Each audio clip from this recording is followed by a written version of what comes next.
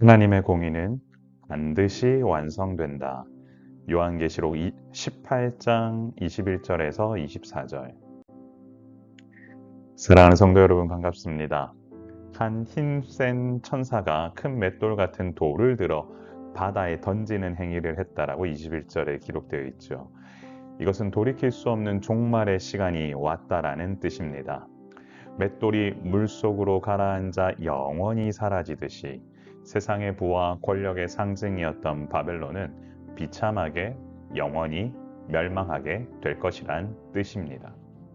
결국 세상의 권세와 영광은 하나님의 심판 아래에 흔적도 없이 사라지게 될 것인데, 과연 우리가 의지해야 할 것들이 영원히 서 있을 반석인지 아니면 던져질 맷돌과 같은 것들인지를 생각해 봐야 할 것입니다. 사랑하는 성도 여러분, 이 땅의 것들은 언젠가 다 없어지게 마련입니다.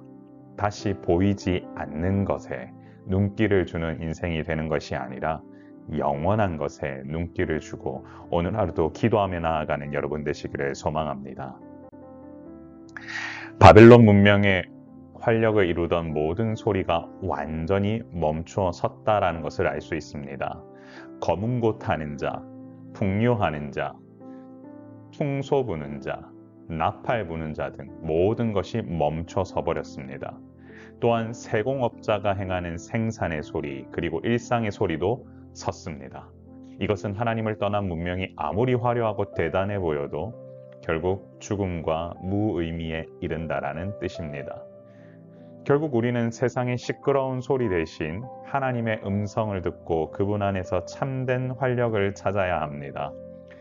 하나님께서 행하시는 역동적인 활력이 우리 안에 가득 찰 때 놀라운 일을 경험하게 될 것입니다. 등불빛은 생명과 기쁨을 상징하며 신랑과 신부의 음성은 새로운 시작으로 인한 행복한 상태의 절정을 의미합니다. 그런데 이 모든 것이 들리지 않는다라는 것은 바벨론의 생명과 기쁨의 소망이 완전히 끊어졌음을 의미합니다. 바벨론의 상인들과 왕족들이 물질과 권력을 통해 온 세상을 복술처럼 미혹했으나 그 결과는 영원한 어둠이었습니다.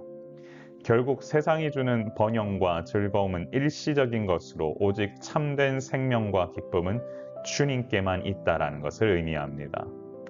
사랑하는 성도 여러분, 모든 생명은 주님께 있습니다. 그렇기 때문에 세상 것에 미혹되는 어리석은 자로 사는 인생이 아니라 오직 주님께 붙들림 바 된 인생을 사는 것이 우리가 가야 할 길임을 기억합시다.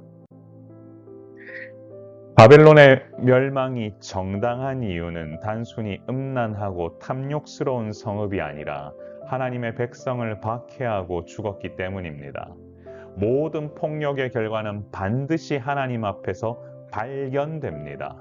결국 하나님의 공의는 드러나게 되고 악인들은 일시적인 승리를 맛보는 것처럼 보여도 결국에는 패망한다라는 뜻이지요. 그러므로 매 순간 믿음 안에서 주님 원하시는 길을 가는 것이 중요합니다. 모든 것을 아시는 하나님께서 결국 의로운 심판을 행하실 것이며 이를 통해 하나님의 백성은 반드시 회복된다라는 사실을 알아야 합니다. 공의로우신 하나님의 손에 모든 것은 달려 있다. 그리고 하나님은 성도의 수고와 고통을 반드시 기억하시는 분이심을 믿으시길 바랍니다. 사랑하는 성도 여러분, 하나님의 공의는 반드시 완성됩니다. 바벨론 멸망의 마지막 선언은 경제적, 문화적 몰락을 넘어 심판의 정당성을 확증하는 데 있습니다.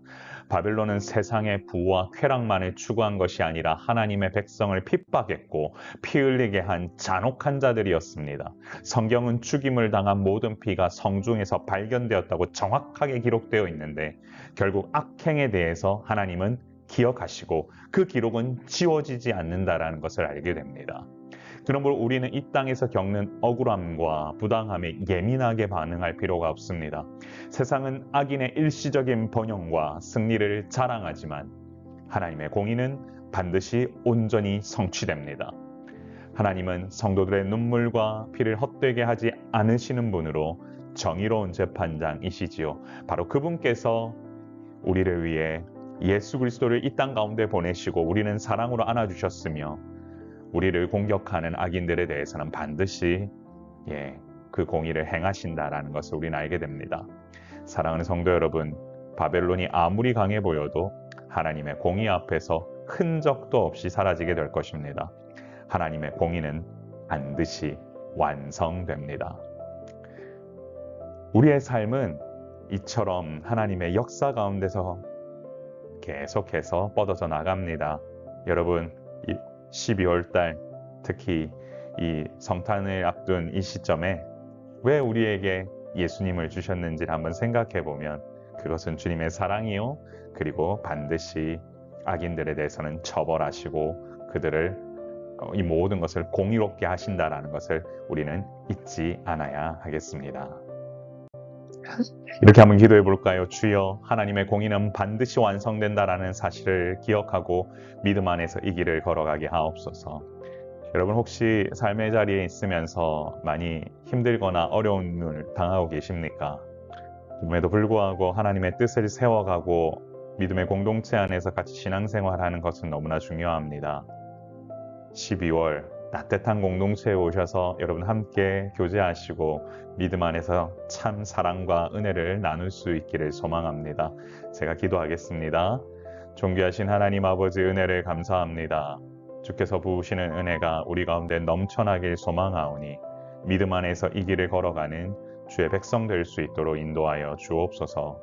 사랑의 샘물교회와 함께하는 많은 분들, 이 모닝 메시지를 듣는 모든 분들에게 주님께서 부으시는 사랑과 은혜를 더하게 하여 주시고 바라옵기는 하나님 나라를 함께 세워가는 믿음의 아버지 하나님 자녀들이 아버지 하나님 온전히 세워져 이 겨울 주님 안에서 더욱더 따뜻하게 살아갈 수 있도록 주님 보호하시고 역사하여 주옵소서. 오늘도 말씀을 통하여서 살아계신 하나님을 우리가 바라볼 수 있게 하심에 감사드리며 세상의 소리에 귀 기울이는 자들이 아니라 오직 하나님께만 귀 기울이는 우리가 될 수 있도록 주님 도우시고 함께하여 주옵소서. 예수님 이름으로 간절히 기도드리옵나이다. 아멘. 주님 원하시는 놀라운 일들이 우리의 삶 가운데 넘쳐나길 소망합니다. 항상 강건하십시오. 샬롬.